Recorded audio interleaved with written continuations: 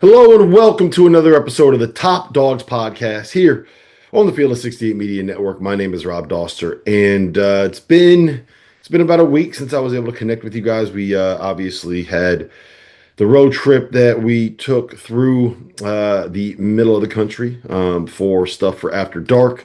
The last couple of days, Sunday night, flew out to Iowa. Got to go to the Iowa State-Houston game, which was awesome. Drove then to West Lafayette to go to the Michigan and Purdue game. 7-hour drive, which was not the most entertaining thing in the world, but we got there, we saw that game, we scouted out a venue for the shows that we're going to do at the Final Four this year in Indianapolis. So a really, really productive 3 days, but it kind of kept me from being able to jump on here and record after the Georgetown game on Saturday and do a pod earlier this week, which means that we're coming into this episode with a little bit of a negative tone, and for obvious reasons. The Chickens came home to roost last night for the UConn Huskies. They lost at home to Creighton 91-84 in a game where they finally got burned for trying to play with their food a little bit too much. So a lot of things to get to. There's a lot that I want to kind of touch on in this pod. And in this episode, because I think that what's going on here is much more than just something as simple as a defensive scheme, right? I don't know if there's necessarily a tactical tweak that could be made to right what is going wrong the last 2 weeks with this UConn program, and we'll get into all that. Before I kind of dive into it, please rate, review, subscribe to this podcast anywhere that you watch or listen to this pod. If you can just interact with it, hit me a like, hit me with a comment. That kind of engagement really does help with the almighty algorithm, and that is the thing that drives a lot of these platforms in this day and age, in the year of our Lord 2026. So let's put it into context a little bit. What's happening here? 2 weeks ago, UConn was the number 5 defense in America, coming off of a 32-point win over Xavier at home. Today, UConn is the number 13 defense in America. 2 weeks ago, this team was a top 25 offense. They were number 25 in the sport. Today, they're actually ranked 24th. They were 25th heading into this morning. They were 24th after stuff updated overnight. But overall, they've gone from a team after the Xavier win that was ranked 8th on KenPom and trending in the right direction to a team that is currently ranked 14th on KenPom and very much trending in the wrong direction. And it kind of that gives you a overall snapshot and kind of a 35,000-foot view of what's happening with this group right now. In the last 4 games specifically, UConn is ranked 159th on Torvik in defensive efficiency, and during that 2-week stretch, they are the 51st best team in college basketball, which, quite frankly, is not going to get it done. Now, every team kind of goes through lulls. Every team has their ups. Every team has their downs. When you are going as hard as a lot of these college teams do, and specifically UConn for as long as they have been, remember this stuff started in June, right? You got 5 months of grueling work to get ready for the season. And then the last 3 months of the season, it can kind of be something that wears on you a little bit, right? And you're going to have stretches where you are not playing your best basketball. And unfortunately for UConn, that stretch has popped up here kind of in the dog days of February. So what's going wrong? I don't think I'm really breaking news here. UConn hasn't guarded anybody since the Xavier game. It's really just that simple. And it's frustrating from the outside, and I'm sure it's frustrating for the coaching staff because it felt like this thing had flipped, right? We've been talking all year about how UConn, they have a certain level of defensive intensity and defensive ability that gives them a floor, right? They're not going to get blown out. They're not going to get smacked because they have the ability to hold a team to 65 or 70 points. They're not always going to run away from them, but they're going to keep themselves in every game. And because of their ability to execute, and because of the offense that they run, the sets that they run, and because of the fact that they're able to scheme really makeable shots late in shot clock and late in games, that they become a team that is good at closing out games. And then Solo Ball found a way to start getting going offensively a little bit, and Braylon Mullins continued to get it going. And Silas Demery has gone from being a guy that had potential as a point guard to being a guy that over the course of the last 2 months has played like a first-team All-American. He's not going to be a first team All American. At this rate, he might not even be first team All Big East. But he is a guy that has been playing some really, really good basketball, even when you factor in the 9 turnovers that he had against St. John's in that game. Um, so they put up 87 against Providence. They had just scored 90 plus against Xavier. They just beat this same Creighton team by 27 points in Omaha. So it felt like this thing was peaking. It felt like you kind of turned the corner and figured things out. And instead of carrying that momentum into the last 2 weeks, it just feels like they've really regressed, right? And the two losses in the last 4 games have kind of more or less eliminated UConn from 1 seed contention. There's probably a world where they can still get there, but that involves Houston and Iowa State falling off. That means that a team like Illinois doesn't have an unbelievable end to the season. And it would require UConn to win out. And the way that things are kind of trending right now, I just don't see that happening. Now, you guys can tell me what you think, but personally, I would say that if the options are UConn is a 1 seed and has to go to probably Houston, it looks like. I'm assuming that Duke's going to be in DC. I'm assuming that Michigan's going to be in Chicago, and I'm assuming that Arizona's going to be in San Jose. Would it be better to be a 1 seed in Houston, where there's a very real chance that you could have Houston as the 2 seed in that region? Or would it be more beneficial to potentially be the number 2 seed in DC, where you got to go through Duke in DC, in the trip that would uh, probably have a good segment of UConn fans, a solid UConn contingent showing up for that second weekend. So I'm not sure which is which. I'm not sure which I would necessarily prefer. I'm not sure what the staff would prefer. But all of that assumes that UConn wins out. And given what we've seen in the last week, I don't think there's any guarantee that that happens. So what's going wrong defensively? And I wish that I had something more um, tactically intuitive to say beyond the simple fact that this is just, I think it's just an effort thing. I think it's just an ability thing, right? It's not a scheme thing. They're not really doing all that much different. I don't think it's necessarily a personnel thing, because we've seen this UConn team for 14 weeks this season play top 5 level defense against the likes of Arizona and BYU and Illinois and Florida and some really, really good teams. Um, but in the last, probably in the last 3 halves specifically, but kind of late, UConn's perimeter players have not been able to keep anybody out of the paint. Georgetown in the second half got wherever they wanted to go down the stretch of that game. Um, it was bad. And then last night against Creighton was worse. I thought last night against Creighton was as bad as we've seen UConn's defense this season, and about as bad as it's been since the middle of last year, when it looked like UConn couldn't guard me. Um, Josh Dix is a guy that is a spot up shooter, and he's taking straight line drives and getting to the rim and dunking on UConn. He's getting to the rim and finishing through traffic with his left hand. Fedor Zugic, first ever start for Creighton. Got to the bucket anytime he wanted, drew a bunch of fouls, got to the rim, blew by solo ball. There were missed assignments. There was a failure to locate players in transition. The help from the bigs wasn't there. Now, it wasn't great, but like if this was, I don't know, a St. John's team or a Florida team, or, in Arkansas, someone that can really put pressure on the rim and really get to the basket and really has guys that can slash and get there, that'd be a little bit of a different conversation. If you're going up against one of the best dribble drive teams in the country and you struggle to keep them in front, yeah, that's understandable.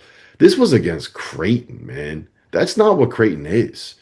Creighton is a team that wants to space the floor. Creighton is a team that wants to share the ball and run actions and swing the ball and try to get open shots and try to scheme their way into catch and shoot threes. And it hasn't been the greatest year for them, but that's how this team is built. And uh, when you have guys that for 3 years of their basketball career have been known as being spot up shooters that are at their best when they are catching and shooting, getting to the rim and dunking on you, that's a very, very real problem. And I think it goes beyond like that. That's not a scheme thing. That is a just, you got to be able to guard your yard, and UConn could not guard their yard last night. Specifically with this Creighton matchup is you can't help off of shooters, so the help has to come from the rim if someone's going to get by you. And Terrace Reed is a decent rim protector, and Eric Ryba has a chance to be that, but he's not quite there yet. But neither of them are Donovan Clingan or will ever be anything close to Donovan Clingan. So you don't have that eraser at the rim, which means that if you get beaten, which will happen in basketball games in the big, it doesn't matter who it is, it's going to happen at times. Those guys are probably going to be able to get there and finish, especially in a situation when you got Creighton on these shooters and you can't help off of corners.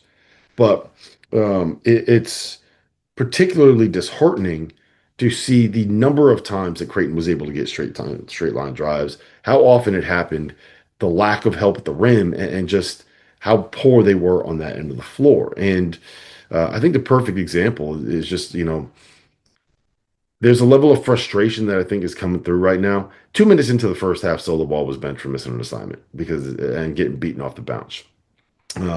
He had a little bit of foul trouble. The foul trouble was part of an inability to guard and issues with reaching afterwards. He was benched to start the second half. I don't think that was an entirely real result of just foul trouble. It's not great. Jalen Stewart is a guy that you're counting on to be a defender. There were times last year when they used him to guard Eric Dixon and to be a primary defender on some of the best teams in the country, and he had issues on that end of the floor. I thought Jaden Ross made a pretty significant impact in the second half. He can be a shutdown defender, but there were two blown coverages that he was a part of. There was one which was they showed an angle of it on a replay that showed the UConn bench where I thought Luke Murray was going to end up losing his mind. But, there was a back screen that was set by Dix, and both Silas Demery and Jaden Ross chased the other guy and let Josh Dix run unimpeded into a wide open three. There were two of those that happened. One of them was helping off a guy in the corner and who had a wide open three late in the game, and Jaden Ross was a part of two of those. So it's not a scheme issue. It's not. I think as much as anything, this is a situation where coaches have kind of figured out who they can pick on. They figured out who are the guys that we think we can beat off the dribble. Who are the guys where we think our wings and our perimeter players can win a matchup and win an advantage, and they've attacked them. That it's just straight up they've attacked them. And UConn has not been able to guard their yard. Creighton picked out the matchups that they wanted. They went at them, and they got to the rim whenever they wanted on straight line drives. That is not something that I ever thought would see happen with a UConn team that had a chance to win a title, specifically this one. Last year was a little bit different because that team was not the same level defensively as this team is. This team was supposed to be better. They were supposed to add some defensive stalwarts in there, and it did not work. It did not work this year. So I think the issue is on the guys that are playing on the perimeter. I think it's that simple. I don't think that they've been good enough. As you know by now, we have teamed up with BetMGM again this season. We'll be using BetMGM lines to make all of our picks, and we will have special offers for Field of 68 fans, including same-game parlays, best-in-class live betting, and daily odds boost. If you haven't signed up for BetMGM yet, use bonus code FIELD to get up to a $1,500 first bet offer on your first wager with BetMGM. Here's how it works. You download the BetMGM app. You sign up using bonus code FIELD. You deposit at least $10 and place your first wager on any game, and you receive up to $1,500 in bonus bets if your bet loses. Just make sure you use that bonus code FIELD when you sign up. Make this college basketball season one for the history books. Make it legendary. And don't forget, if you haven't signed up for BetMGM yet, use bonus code FIELD and get your $1,500 first bet offer today. There is no sport in America that is more difficult to follow than college basketball. It can be overwhelming. That's where the Field of 68 Daily comes into play. The Daily is your go-to source for injury updates, recruiting news, and transfer portal additions that actually matter. For just $50 a year, get access to the same information that your favorite team's coaching staff is subscribed for. Quality content can be hard to find in the college basketball space. The Daily is here to help you with that. Today's episode of the Field of 68 is sponsored by Chubbies. Right now, I'm literally wearing their everywhere pants. They are comfortable and stretchy to the point that it feels like I got on sweatpants in a business setting. I'm also a big fan of their classic line swim trunks. The built-in boxer brief liner is comfy, supportive, and most importantly, chafe-free. I had to get multiple pairs because I wore them every day down the shore last summer. This is year 15 for Chubbies as a business, and they are celebrating it by bringing back the shorts that started it all. The same iconic fit, the same lightweight and stretchy comfort-first design. For a limited time, Chubbies is giving our listeners 20% off with code F68 at chubbiesshorts.com. That's 20% off your order with code F68 at chubbiesshorts.com.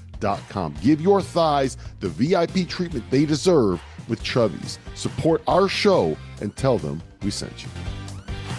In the last, I want to be specific here. In the last 2 weeks, I thought that they were good enough in the first 14 weeks of the season. Solo ball has not been good enough. Braylon Mullins is trying hard, but he's still, can get faked out a little bit, and he's as strong as you would expect a normal freshman to be. He's not as strong as Steph Castle because no freshmen are ever going to be Steph Castle, but he's trying. Malachi Smith, there was one ball screen at the top of the key about 40 feet out with 12 minutes left last night in a tie game where I don't know what he was doing, but it was some of the worst ball screen defense I think I've ever seen. Like Nick Graves, the slightest fake, and Malachi was jumping over the screen while Graves was going the other direction. It was a mess. Jaden hasn't been great. Jalen hasn't been great. I'm going to give Alex a little bit of the benefit of the doubt here because Dan talked about it in the post game. He's a little bit banged up, but to play devil's advocate, if you're banged up enough where that is how you're able to move right now, then you probably need to be sitting to try to get healthy, right? I understand his desire to want to play through the injuries. I respect the desire to try to push through it to help UConn to a championship. But I just think that if you're moving like that, and if you're that injured, then just go get healthy, man, because it's a lot more important to have you ready to go in March, being who you were in December, than it is to have you on the floor playing like you were last night and moving like you were last night. So the kid is a fucking warrior, man. I'm never going to doubt him. He's the winningest Husky ever for a reason. And it's hard to play armchair trainer from this far away, but he did not look right. And I think it's better to get healthy so that you do look right than it is to try to fight through the pain. I respect it, but if you're banged up, man, go get healthy. Go get healthy. We need you healthy. So what can change? How do you fix this? Um, I think in this situation, the bench needs to be the motivator. I would move Jaden Ross into the starting lineup, at least for the Villanova game. Doesn't have to be permanent, but at least for the Villanova game. He's played well the last 3 weeks. I thought he had arguably his best ever game considering the context last night. He still made some mistakes, but he's also making open shots now. And he gives you kind of like a shutdown, lengthy, athletic defender on the perimeter. Um, I would move him into the starting lineup for solo ball. I think there's something to be said for that kind of a wake-up call. I think that's something that be said for that kind of a jolt to the system, um, because frankly, good defenders have been bad of late, and I don't think Solo Ball is a bad defender. I think he's actually significantly improved on that end, but he has not played well on that end, specifically the last 2 weeks. I think personally, for a kid that already looks like he's struggling with confidence, it might be more effective to have him come off the bench than it is to have him get yanked 90 seconds into the game. Getting put on the bench and being told, listen, you're not guarding well enough. Here are the examples on film of those issues. It's a message. Whereas getting pulled out of the game a minute and 15 in is something where it is, I don't want to say showing them up, but it's something where you could be a little bit embarrassed as a player. If you're benched at the start, you know you're benched at the start and you can be mentally ready for it. If you effectively get benched a minute and a half into the game, that can kind of throw you off of what you do. And I still believe that getting Solo playing with the confidence that he had in the last 2 wins is what's going to allow UConn to get to their ceiling once they get the defensive stuff figured out. Um, And frankly, like I think a lot of this is also just mental toughness and confidence, right? Like you're gonna have to fight through some shit during the college basketball season. You're gonna have to fight through some shit during a game, and you're gonna have to fight through screens, and you got to be able to play with a certain level of effort, even when you are not playing well. And I don't think that we've seen that from a lot of these guys of late. I think that there is um, there is a level of self belief that they have when things are going well, where you don't have that guy when things start going the wrong way to step up, grab the game by the scruff of the neck, and say, "We're not losing this. I'm going to go take this thing over." I want it to be Silas Demery.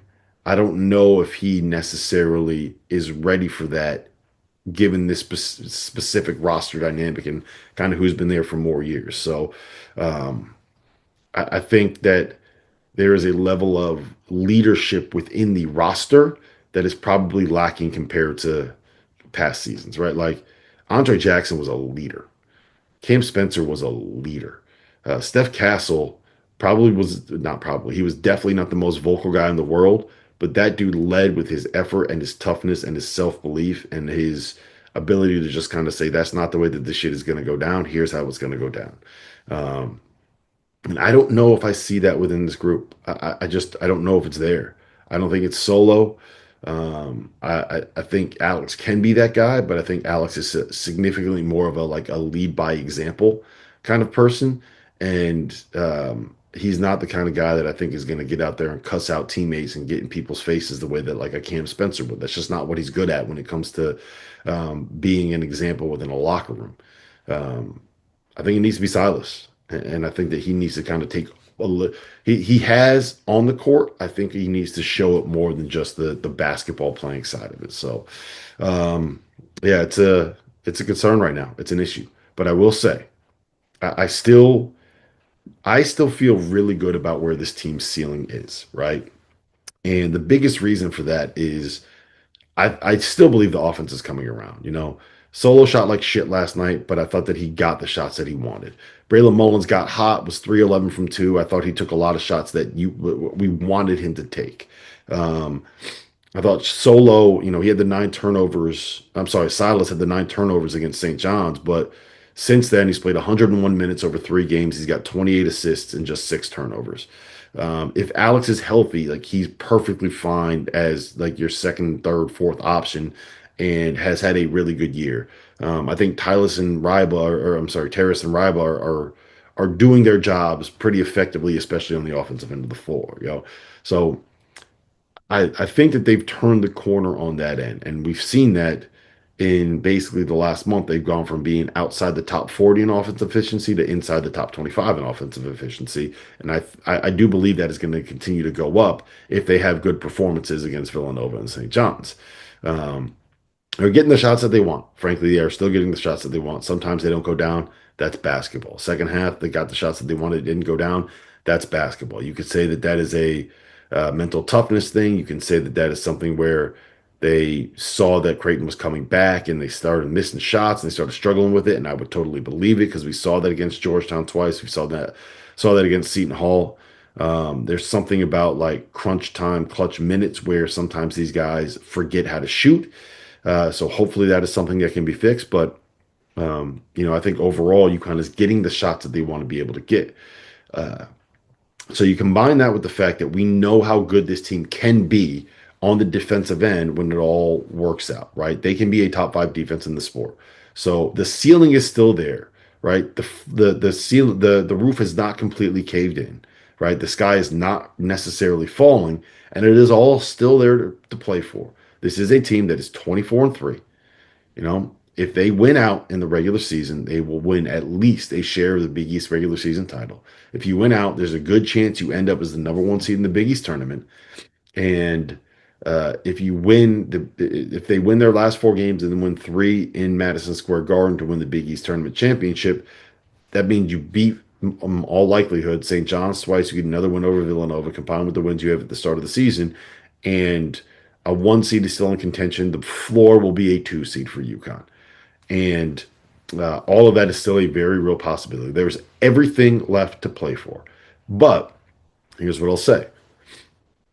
the direction that they're trending is not promising. Look at like what Florida is doing and the way that they're playing now versus the way that they're playing at the start of the season, right? Florida's playing their best basketball right now. They look like a top three team in America, and they might be the scariest team in the country. Illinois is playing their best basketball right now. They look unstoppable offensively, especially now that Kai Boswell is back. Michigan is rolling. Duke hasn't stopped rolling. Iowa State, if there's a team to kind of hang your hat on if you're a UConn fan for a little bit of hope. Like they looked like shit at TCU earlier 2 weeks ago, and they turned around in their two biggest games of the year. They beat Kansas at home, and then they beat Houston at home after being down by 10 with 7 minutes left. That's what UConn needs to do. Because at 5:30 on Saturday afternoon, UConn is playing at Villanova in a game that is not going to be easy at all. The Wildcats took UConn to overtime in Hartford, and I would expect that level of effort and performance again because Kevin Willard is a hell of a coach. And then you get St. John's at home at 7 o'clock on Wednesday in a rematch of that game in the Garden. And if UConn plays like they did against Creighton, then St. John's is going to beat them by 20. So you got 2 games here to really figure this thing out and put yourself in a position to win a Big East championship. If UConn defends and continues to defend the way they did against Creighton, there's a very real chance that this thing gets pretty ugly. If they defend like they did the last 2 weeks, then I think that we're after the St. John's game, the season is officially going to be over. Your chances to win a regular season championship are going to officially be over after that loss. But if they defend like they did the first 14 weeks of the season, if the practice that they're no doubt having today is as physical and helps them get right as I fully expect it to be, then we'll head into the end of the regular season with a chance for a Big East regular season championship. And if you have a Big East regular season championship, you're going to be trending going into March.